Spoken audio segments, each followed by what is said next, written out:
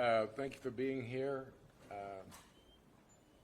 Obviously, you can see the emotions when you make a change at the top, certainly with the police chief. As you heard toward the end of the session, I consider Troy Finner a friend, a colleague. In fact, the very first thing I did as mayor was ride with him on New Year's Eve. I've ridden with him in previous years. I've seen how he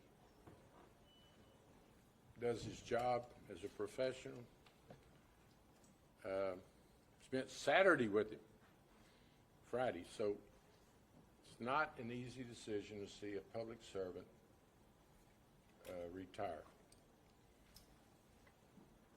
I'm very confident it was in the best interest for Houston, the department, and for Chief Finner. It had become, it being the investigations and new materials, had become disruptive to the department. I've talked to many officers at every level of the department. This had become the dominant focus of so much of HPD staff. We didn't discuss this morning the Hatcher letter that reopened the investigations. We had made such progress with the suspended cases dealing with all of the sexual assaults, the family violence. Just another example of the disruption is called, I actually wanted the review committee to come before council and the public today and give an interim report. We had to push that back. I know many of you were asking about it. I could go on and on about the indicators that new information, the investigation, the resources of reviewing all these cases were taking people off the street. It was my desire to wrap up the investigation when it was done properly. It was the review of the cases, and then we closed the investigation Thursday, and it was reopened Friday afternoon after revealing of the Hatcher letter. There's people wanting to ask for an investigation of when Chief Finner got the information.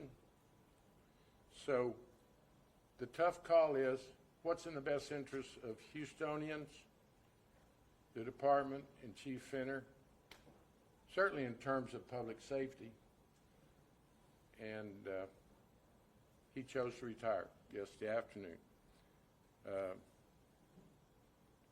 It made me sick, as I mentioned, when I saw the last email, but I don't have time to be sick. I have to make a decision based on all the information that I'd received. With that said, I'll open it to questions. I do want the investigation and reviewing of the backlog to continue. Chief Satterwhite is an outstanding public servant. He and Troy are good friends. He and Chief Finner are close friends. But everyone is a professional, has responsibilities. The department's morale, I believe, will improve when we get HPD off of the front page and out of the news and back to crime fighting. Chief Satterwhite has made the hot spot in scenes of violence and understands the operation of the department as well as anyone. So I think we need to support Chief Satterwhite, thank Chief Finner for his public service, wish him well, and do our work. Anyone else? Mayor. Sure. Thank you for the leadership you are showing in this issue. There are people who are saying that this is all political and that you came in and you have been working and you have not protected the outgoing police chief enough.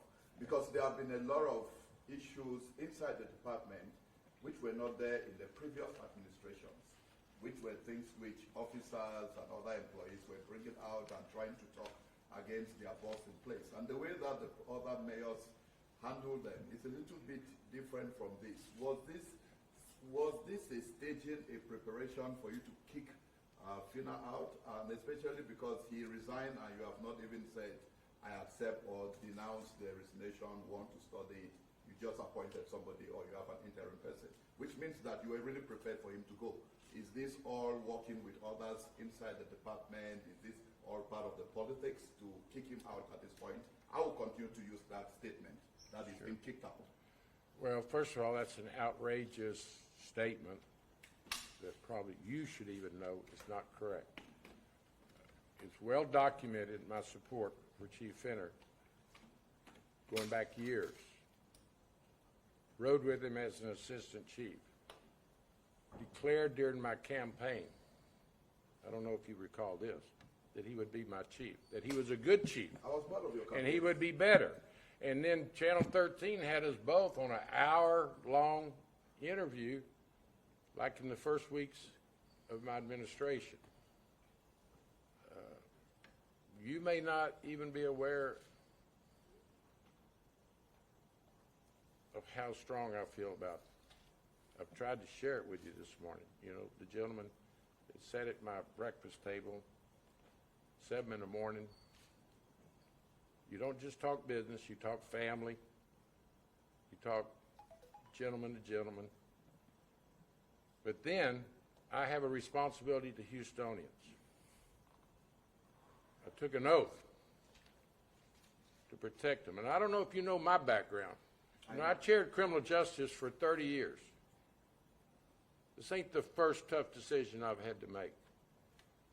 106 prisons, 150,000 inmates. It was my responsibility to see that that agency and its $3 billion budget ran properly. I make the best judgment I can for the assignment that I've been given. HBD has been challenged since the incident reports were revealed. It's been under 4 police chiefs, 8 years of the previous administration. You know, there's plenty of fault to go around. I was chairman of criminal justice. Regularly, they would bring me issues and challenges, and I would collaborate, and we'd fix them. It's amazing to me that this was hidden. Apparently, some folks knew it. Even the email that's been revealed showed Acevedo knew about it. But what my purpose today is, what's in the best interest of Houstonians in regards to public safety.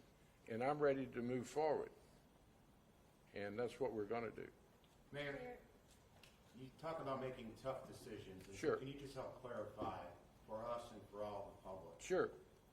Was this a decision Chief Finner made on his own or more at your urging? In other words... Well, when I say a tough decision, that is the acceptance of his retirement. Obviously, we've had a dialogue. We're in constant contact about the operations of the department, the investigation, the review, the IAD.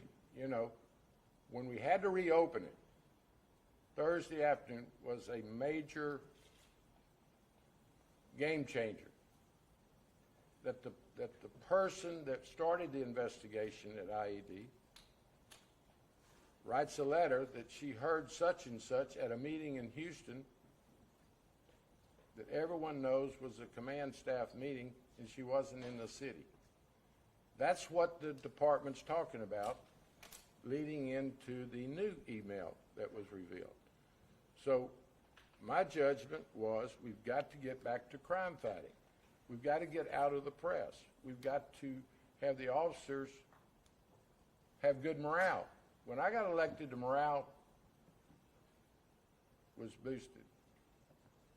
In recent weeks, talking to officers up and down ranks, that they were concerned. So, talking to Chief Finner and what the options were, he retired. In I simple accepted terms- it, and it made, Sorry. Mayor, if I may, in simple terms, was this retire or you're fired? we kept the dialogue going to the point that he retired. Did you ask him to retire or give him the option No, to no. retire? He's a professional. He's a good man. He has family. Chief Fenner chose to retire. I accepted it. And it was not easy because he has feelings, he has a life. The conversation is so much a part of what he's contributed to this city. 34 years. Mayor, The gentleman went from lieutenant to assistant chief. He has a distinguished career. But the department was being overwhelmed by the discussion of new information. The email that revealed some discussion by Chief Fenner, and I understand, and accept that he said, I'm just not aware of it. But that doesn't speak to the concern of the rank and file or Houstonians or this press.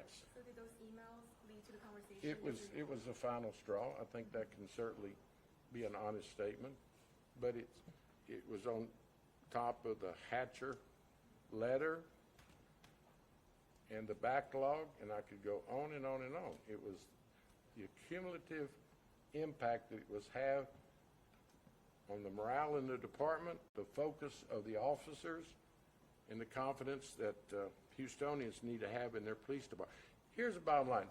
Chief Fenner was spending so much time dealing with the press, dealing with the department. He hasn't had a conversation with the employee groups. It was affecting operations at HPD. That's the bottom line. I dealt with it because it was a distraction to the mission of the men and women in HPD. I know suspended cases is a systematic issue at HPD. How is changing the chief going to solve the problem? It will not be bothered at all. It's a smooth transition. Satterwhite was the acting chief that Chief Fenner left to run the department when he would go out of town. So there's this very smooth transition. Mayor, how long was last night's meeting with Chief Fenner? I didn't have a meeting last night. Or how long was the meeting You yesterday? saw me out of council chambers yesterday afternoon. We were discussing the best pathway to take. And how long was that meeting, sir? I didn't put a time frame on it. And was that meeting It called was by not you? quick. or This by- was not an impulsive decision. You know, I was with Chief Fenner all day Saturday. And I asked her, because we were with Chief Fenner yesterday, and hours before, he made it clear that there was no signs of him retiring, and said, in fact, he indicated to us, sir, that You'd when, have to ask him. I mean, I was in the discussions, but it was a process Right. that took some time to consider transition, retirement benefits. I could go on and on that factored in. I so appreciate his public service. There was a transition plan that allowed him to retire. and does Chief Satterwhite come in as an interim He's acting chief, acting chief? and that'll be determined as we go forward. What are your plans, if any, in terms of an acting chief of searching out, or are you going to be searching? That hasn't been determined. Mayor, given the recent We'll do the best revelations- interests of the department. Pardon me, sir. Given the recent revelations, can you help clarify, is Chief Fenner now a subject, I'm hesitant to use the word target of the IAU investigation, or should he be? I don't Because there's think still that- the issue of how did Yeah. this code come about, who is to blame, and who's going to be held Well, accountable? first of all, we're not playing the blame game. There's plenty of blame to go around. 4 previous chiefs. And it's amazing to me that McClellan 2014 presentation to council doesn't get more attention. He said in 2014 we got 20,000 cases that we just can't get to. That was kind of the beginning of the issue. You got 3 other chiefs. You got an administration. You got HPOU. You got council. I'm just shocked. You got to understand, I've spent my whole adult life in public policy. I cannot believe that it goes over 200,000 cases that are not incidents that are not being reviewed, and not someone didn't yell fire or come before this council or talk. I mean, you know, if you look at the email, Alceveda knew about it.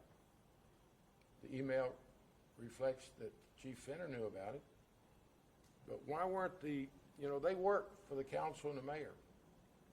Why wasn't the elected, responsible people given that information before it approached 260,000? As you know, Senate Bill 14. I'm surprised, where were y'all? I'll say that. Senate Bill 1445, TCO reforms, I think you voted for that, sir, says that if someone retires or resigns during an active IED investigation, We doesn't don't go have, away. to my knowledge, an active IED investigation. That's the Chief- question. Should he be part of the internal affairs investigation, given the recent revelations? Well, first of all, he's not a part of the department as we stand here and talk to you. So there's no active investigation of Troy Fenner at the department. Mayor, you indicated the letter involving the Executive Assistant Chief, Chandra Hatcher. You yourself indicating that she was in another place in the state of Texas while claiming she was part of a command staff meeting. Does Executive Assistant Chief Hatcher face any discipline? Well, that's an active, Mario, that's an active investigation that I'm not going to intervene in or speculate. I think it is unfortunate that once Chief Fenner closed the investigation as to who knew what and when, it had to be reopened. And all I have read and heard is that, and you have to let the investigation go, what meeting was she speaking of that she heard distinctly Chief Fenner to say, get rid of that, and it was not followed. So Does it concern you that a letter that you highlighted here today for being untruthful, and that's a big term. that's your words. I did not say that. I'm sorry. You highlighted a letter that she was not being. That's in dispute, that raises Right. serious concerns, that is impacting the performance of HPD in terms of morale. She's at the assistant chief Right. level. She's a leader. Right. So And there this are questions letter of is integrity. This letter is circulating, and it is part of the disruption that I took in consideration to accept his retirement. And as a it's not any one thing.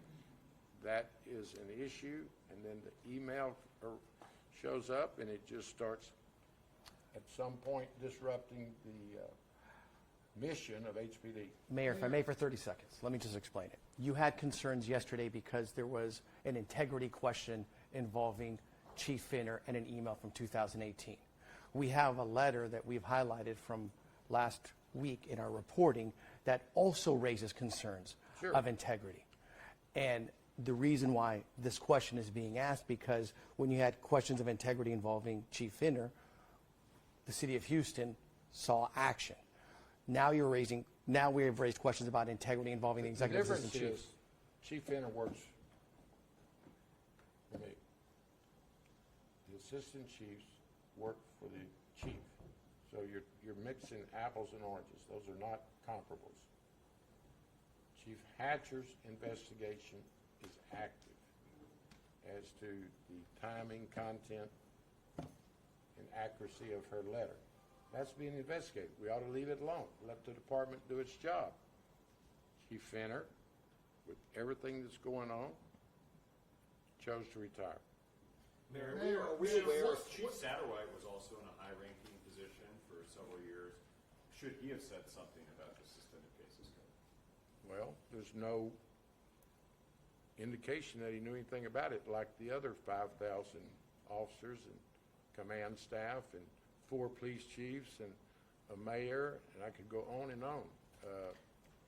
It's just shocking to me that, first of all, who was the fool that came up with the the idea of not looking into incident reports and saying we're doing this because we don't have staffing. We are understaffed, okay?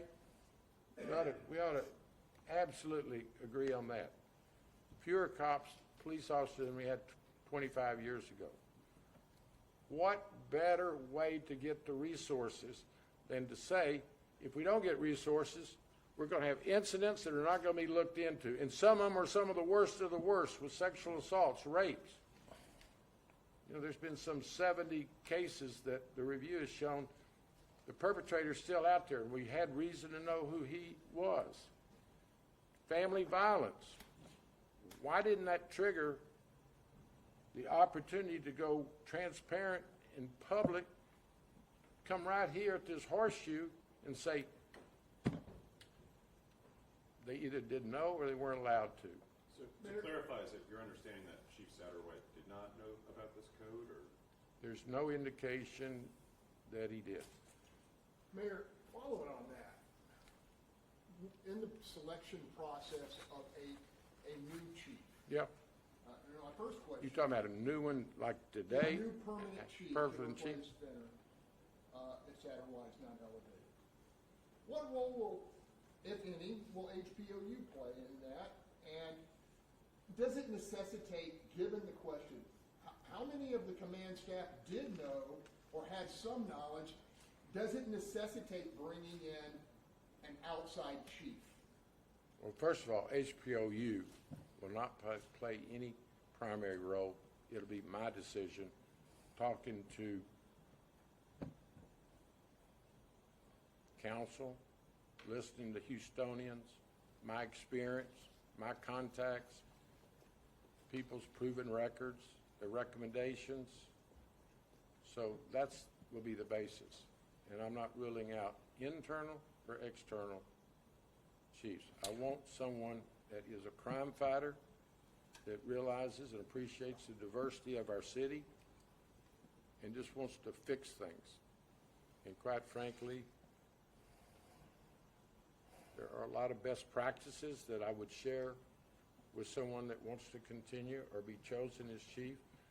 I personally think we need to get as many officers from behind their desks to out on the street. I think neighborhood patrols, you've heard, and quite frankly, you're talking about Satterwhite, he was heading up the collaboration effort with other agencies. Chief Fenner placed him in charge. He's been meeting with the constables in the different schools in Metro and DPS. I could go on and on. We've made, you want to hear some positive news, people are fired up in the agencies to support one another. Now, you want to turn this into criminal justice, how are we going to fix things? We need resources on the streets, but we need them in the forensics. We need the courthouse. How much time do we spend here yesterday and today talking about public safety and hotspots, and whether it's over at Potomac or whether it's on Southmore, hotspots are across this city, and we can't get to them. Mayor, do you have an updated timeline on when you expect the internal affairs investigation to be wrapped up? And second question. Well, there was one closed. The big one was Thursday, up till Thursday. There's been a new one opened. There's none that's been filed on Chief Fenner. So, you know, it's a process. And no, there's no way I would know that. That's an internal decision for HPD, quite Fair enough. frankly. Let me ask you this. When it is all said and done, signed, sealed, and delivered, Yeah. what can the public expect to see in terms of documentation and You're transparency? talking about the IAD? Yes, sir. I think you have to wait and see what they report. I mean, Well, the reason I ask is Chief Fenner, before he retired, pledged that he will be very transparent when it is complete. I'm asking you, Well, do obviously, you I expect think now interim acting Chief Satterwhite to do the same, or is the window of transparency going to close? no, transparency is our best friend. And Chief Satterwhite will be very transparent, as I am. It's your department. It's your IAD. Of course, they should reveal what their findings were. It was prepared to be done. Let me just tell you what. Thursday morning, things were in a lot better shape in terms of going forward, conclusion of the review, and then Chief Fenner had to deal with a reopening of IAD, which was a setback, and then he had to reopen it, and it's a process as we're going forward. Mayor, considering that there's been a closure, a reopening, a lot of internal members impacted at the highest levels, Sure. have you given any reconsideration of a potential DOJ investigation into what has taken place here? No. Not at Why? all. Well, you know, I approached them before I did my review panel, and they said there's no allegation of a crime. I just wanted the Justice Department to use their resources, their investigative tools, their technology, and assist HBD and also this independent review group that I put together. And they said there's no allegation of crime. I mean, I would even challenge you. What would they be investigating? They don't deal with allegations. They don't deal with internal policy. They're a crime pattern. In light of the- No, let me just emphasize, there's been no allegation through this whole process of criminal activity. In light of the Hatcher letter to launch this investigation and the questions of integrity behind that, I believe that might be a development, which is why I asked this question. That's, as you describe it, it's an integrity issue, and it's not reached the threshold of Is an, crime. And that's the reason you need to let the is an IAD investigation- letter a government document? Sir? Is a discovery letter part of a Yeah, government I don't know document? what law school you went to, but No, is it? It is, Yeah, correct? but- But if you miss, there's been no allegation. right. That's just the beginning I of an understand. internal investigation. That's why you have that process. And then they'll give their report, and then we'll see what it says. But you can't sit here and put somebody on trial and make, words matter. I think Houstonians also are concerned about an investigation, sir, that started off a letter that is showing Well, it is that's not the being- reason Houstonians ought to appreciate the Internal Affairs Division doing their work. It's a time-honored way of investigating officers. They will give a report, and then we'll see where it takes us. Mayor, Proposition B came up strongly during this session this morning. And your collaborators, Paulus and the others, are actually asking questions, and the city will want to know. Because you had already announced that you have a deal, and that the issue with the firefighters has been settled. And then we come here, and there is this confusion of councillors seemingly asking the residents and other people, what's going on? What are we going to get in the budget? What is this all about? Is it 1 billion or 8 trillion? Are you saying that what you said, vis-a-vis working in collaboration with your councillors, is being kept aside and you are just doing whatever you want? Or there's something they need to be told, and which we also want the residents to be told about this Proposition B? What's going on? Do we have a deal? Or as the attorney was You saying, talking about police or fire when you say no, a deal? Which- Proposition B is fire.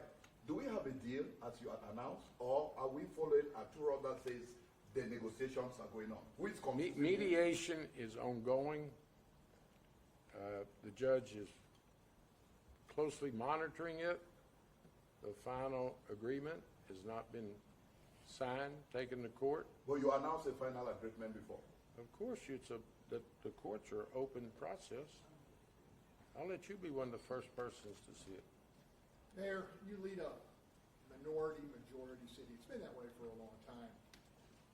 Do you think that the department should be led by a qualified commander reflective of that minority status, minority majority, African American, Hispanic, Asian? Sure. I mean, it's all important. And I have a strong record of diversity. That'll be a consideration. But qualifications, the ability to lead. So, yeah, the diversity is a part of everything we decide around here, as it is in our communities. I do think there's an opportunity to come together. I would hope this tough decision is not used to divide the city. I won't play a role in that. I'll fight it. Public safety is not a Democrat or Republican issue. If you want to speak to ethnicity, the African-American community is in need of public safety probably more than any community in Houston. The unreported crimes that go on in the city are striking. You know, that's the reason I've questioned the crime reports. You know, does it factor in higher response time? The failure to report, the undocumented community is afraid to turn in domestic abuse. So I can go on and on, but no, this is not lacking in diversity and respect for all of our communities. Mayor, How's the one point of process quick, gonna be, Mayor? one quick clarification. What's gonna be that process specifically to choose the permanent chief? Are you going to have a method to find the new chief? Are you gonna talk to Houstonians about it? How are you gonna get that feedback? I'm going to use 52 years of experience, contacts, real-time contact with Houstonians. Obviously, I have a team that I've put together at City Hall that is diverse, that's going to help. I'm very fortunate to have a relationship with all the employee groups. It's how you govern. It's how you make decisions. You gather as much information and advice as you can get, and then you make the call, and then you're held accountable. Do you have an estimated time frame for choosing No, the no, permanent? no. That's Chief, one quick, it's real premature to talk about the process of selection. You had established an outside third-party committee to look at the issue. No, What's, you're looking at the committee. no, the group you had with the Raiders and. Who? You had established an outside committee to look at the. The review panel. Review panel, yeah. Yeah. What's their role going forward? Same. I wanted them to give a report this morning. They were prepared to, but because of the changes that's taken place in the last 48 hours, I thought it was best that they would wait till next week so we can focus on their report.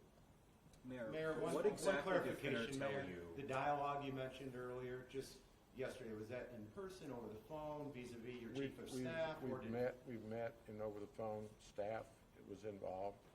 This I was I yesterday was running. afternoon? Yeah. Okay. Mayor, what exactly did Finner tell you whenever you had that conversation, whenever he told you? Well, I think, quite frankly, that's a private conversation. It involved transition, the process, how to protect the city. So it was just what you would expect, how we meet our responsibilities. Mayor, will we have a committee to select the next chief? Or No, ma'am. Now, I could do like a lot of folks do for show, come up with an advisory group. Gives you an opportunity to appoint some folks that largely is for show. You know, I can start naming advisory groups that complain to me. We were appointing, we have never been given an assignment.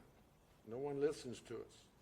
So I'm much more a can do, let's fix it, use experience and contacts and go forward. So those families, they're waiting for an answer on Who? those cold cases. Families, they're waiting for an answer for a long time. They Sure. see a light on the tunnel. Sure, that is one of our priorities, to make sure that everyone's been contacted. It's an element of the report that my review group was going to give. They've reached out to HPD to make certain that they have made those contacts and they're accurate and timely. And so, yes, the victims are the ones that we need to spend more time talking about. And that was part of my consideration. We've got to have a police department that is back to crime fighting, response time, recruiting. You think recruiting hadn't been impacted by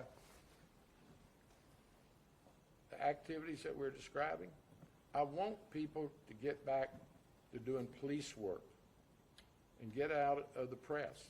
That's not where the police department on a daily basis belong. It had become a distraction. If you don't remember a thing I say, the decision to move forward was made by the distractions that the department was encountering in every department. The morale was being impacted. I talked to officers at every level, diverse officers. They call me at 10 o'clock at night, and they tell me how it's impacting the morale and operations of the department to the point that I met my responsibility. And I'm very confident with where we stand today. With that said, let's go to work. Thank you. Thank you, Mayor. Thank you, Mayor.